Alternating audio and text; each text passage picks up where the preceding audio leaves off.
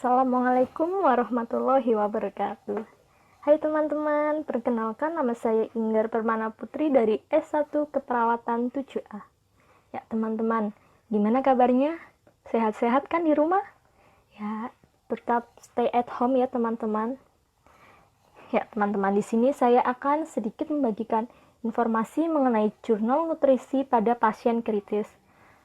Nanti di dalam video, saya akan menjelaskan terkait kritisi jurnal dari jurnal nasional dan internasional. Tetap stay tune ya teman-teman. Ya teman-teman, sekarang mari kita bahas bersama ya mengenai jurnal yang saya cari. Di sini saya mencari jurnal dengan tema pemberian nutrisi pada pasien kritis. Ya, karena temanya begitu, saya menemukan dua jurnal. Itu yang sama-sama temanya mengenai apa hubungannya pernafasan dengan nutrisi? Kenapa sih kok ada hubungannya nutrisi dengan pernafasan? Ini dia penjelasannya. Karena status nutrisi dapat mempengaruhi fungsi paru. Malnutrisi dapat menimbulkan kegagalan pada fungsi pernafasan. Nutrisi merupakan salah satu prediktor dalam manajemen masalah pernafasan, sehingga dibutuhkan pemantauan terhadap status nutrisi. Itu kan sekarang kita udah tahu gimana sih pentingnya nutrisi bagi pernafasan dan juga sebaliknya. Yuk sekarang kita ulas lebih detail mengenai dua jurnal tersebut. Slide selanjutnya ya. Ya teman-teman, langsung saja ya kita mengkritisi dua jurnal tersebut. Jurnal pertama itu jurnal nasional, jurnal kedua itu jurnal internasional. Yang jurnal pertama itu dengan judul Hubungan antara status nutrisi dan penggunaan alat bantu nafas pada pasien di ICU. Yaitu pada tahun 2018 dan diteliti oleh Helena Deli, T. Abdurrashid, dan Muhammad Refki. Dan untuk jurnal yang kedua yaitu dengan judul Assessment to Nutrition Support in Critically Patient Centered Correlation with Outcome at Respiratory Intensive Care Unit at Zagazig University Hospital in 2014 and then 2015. Ya, lanjut ke slide berikutnya. Ya, sekarang untuk metode penelitiannya.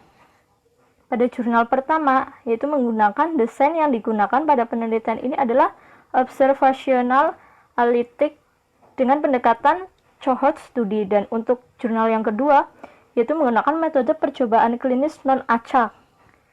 Dan untuk waktu penelitiannya sendiri, untuk jurnal yang pertama itu waktunya tidak disebutkan ya. Di sini tidak detail menjelaskan waktunya. Dan untuk jurnal yang kedua yaitu dalam periode 2 tahun dari 2014 hingga 2015. Dan untuk tempat penelitiannya sendiri, kalau jurnal yang pertama atau nasional itu di ICU RSUD Arifin Ahmad Pekanbaru. Kalau yang jurnal internasional itu dilakukan di Respiratory Intensive Unit perawatan di Rumah Sakit Universitas Zagazig selama masa studi.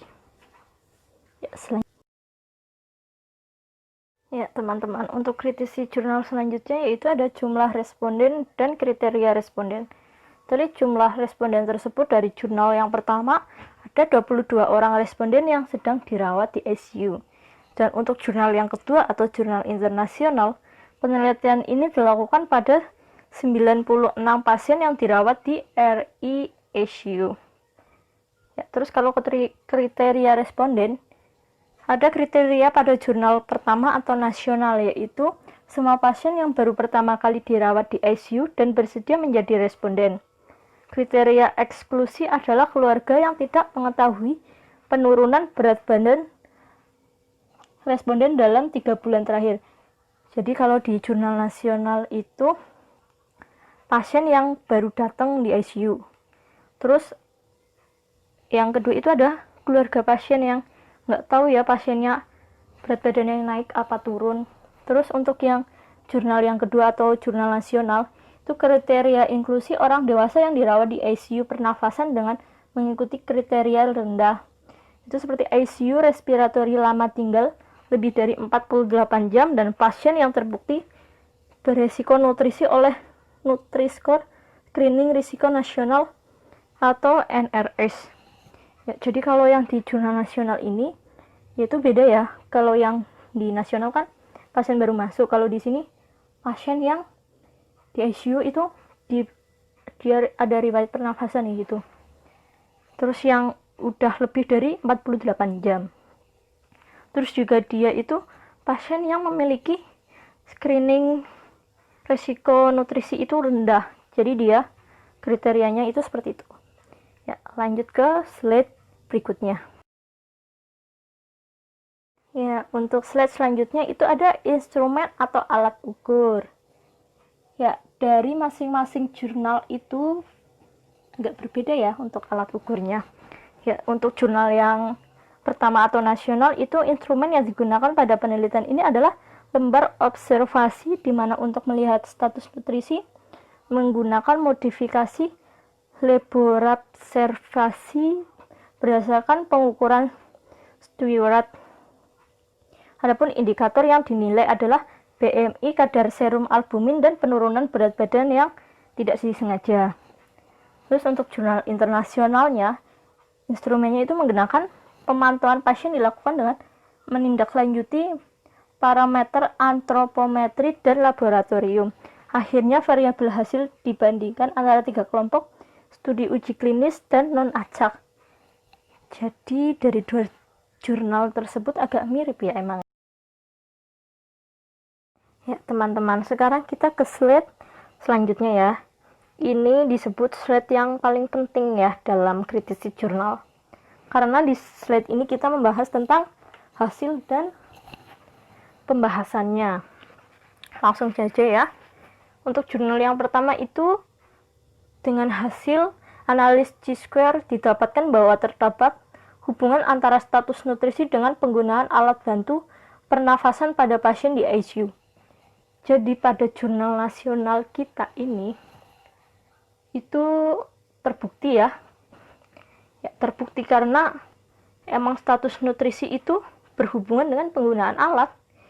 Dia itu berhubungan, jadi emang harus benar-benar diawasi itu. Dan untuk jurnal yang kedua itu jurnal nasional dari ketiga kelompok yang diteliti. Jadi kan di metode ada jurnal nasional itu dibagi menjadi 3 kelompok yang berbeda-beda. Ada PN, TPN, dan EN. PN sendiri itu ada nutrisi parenteral komplementer. Kalau TPN itu ada nutrisi parenteral total, kalau EN itu nutrisi enteral. Ya, jadi dari 3 kelompok yang diteliti, tidak ada perbedaan dalam kalori dan protein harian. Mereka persyaratan, tetapi persentase sasaran yang disampaikan lebih tinggi di komplain. Kelompok PN dan TPN dibandingkan, jadi 2 kelompok PN dan TPN itu dibandingkan hasilnya.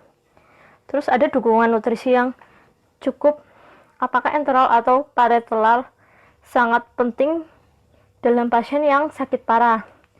Jadi TPN itu tidak boleh digunakan sebagai pengganti EN pada pasien yang dapat mentoleransi pasien. Terus pemberian makan yang salah karena dikaitkan dengan komplikasi infeksi dan metabolik serta efeknya yang merusak pada pasien. Begitu ya, kurang jelas juga sih emang. Ya, kita lanjut ke slide berikutnya. Ya, sekarang ini adalah slide yang paling saya suka. Kenapa? Karena menilai kekurangan dan kelebihan orang lain. Ya, mohon maaf ya bagi peneliti jurnal ini, karena saya menilai kelebihan dan kekurangan jurnal-jurnal Anda. Tapi ini memang tugas ya, mohon maaf. Ya, sekarang kita lanjut saja ya. Itu ada kelebihan dan kekurangan jurnal. Terus kalau jurnal yang pertama atau nasional, kelebihannya itu pada jurnal ini penelitian detail dan menjelaskan. Ya, bagi bagi saya ya, pembaca, jurnal ini nih mudah dipahami loh. Mudah juga karena mungkin satu bahasa juga ya, jadi mudah dipahami. Cuma kekurangan dari jurnal ini itu dalam teknik metode peneliti tidak begitu rinci dan detail. Emang bener ya, metodenya itu kurang detail, itu menurut saya ya. Mungkin karena saya kurang paham atau gimana gitu, nggak tahu. Terus untuk jurnal yang internasional sendiri, kelebihannya itu jurnal ini sangat detail dan bagus menurut saya. Iya sih, isinya itu emang bagus dan detail. Mungkin karena itu internasional ya, otak-otaknya itu udah hebat. Terus kekurangannya itu karena jurnal ini internasional, ya tetap aja ya kekurangannya itu bahasa. Kadang saya nggak mudeng bahasanya apa, di Google juga apa. Mungkin kekurangannya kayak gitu aja sih ya. Terus rekomendasi banget nih untuk jurnal yang nasional atau jurnal pertama, diharapkan hasil dari penelitian ini dapat dijadikan data dasar untuk penelitian selanjutnya. Itu benar banget ya, emang bagus sih. Mengenai pengukuran status nutrisi pada pasien dengan kondisi kritis dengan jumlah responden serta yang lebih banyak.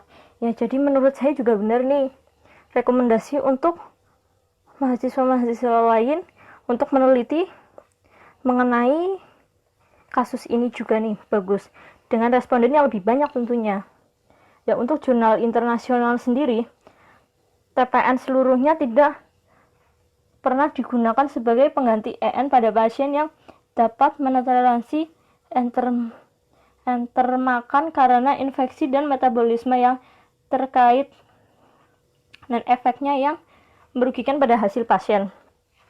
Mungkin maksudnya TPN dan FN ini kurang efektif ya dalam penelitian ini karena menyebabkan efek samping, yaitu bisa merugikan pada hasil pasien. Mungkin hasilnya kurang akurat gitu atau gimana ya. Soalnya ya itu balik lagi kendala bahasa ya, saya juga kurang begitu mudeng dengan jurnal internasional. Ya, teman-teman, terima kasih. Itulah kritisi jurnal dari saya. Semoga bisa bermanfaat. Dan mohon maaf teman-teman apabila saya dalam menjelaskan dan berbicara banyak kata-kata yang kurang berkenan. Dan saya mohon maaf yang sebesar-besarnya apabila saya terlalu cerewet. Ya teman-teman, sekian dari saya. Jangan lupa like, komen, dan subscribe ya. Jangan lupa di-share juga. Ya, terima kasih. Saya Ingrid Permana Putri. Undur diri. Wassalamualaikum warahmatullahi wabarakatuh. Bye-bye.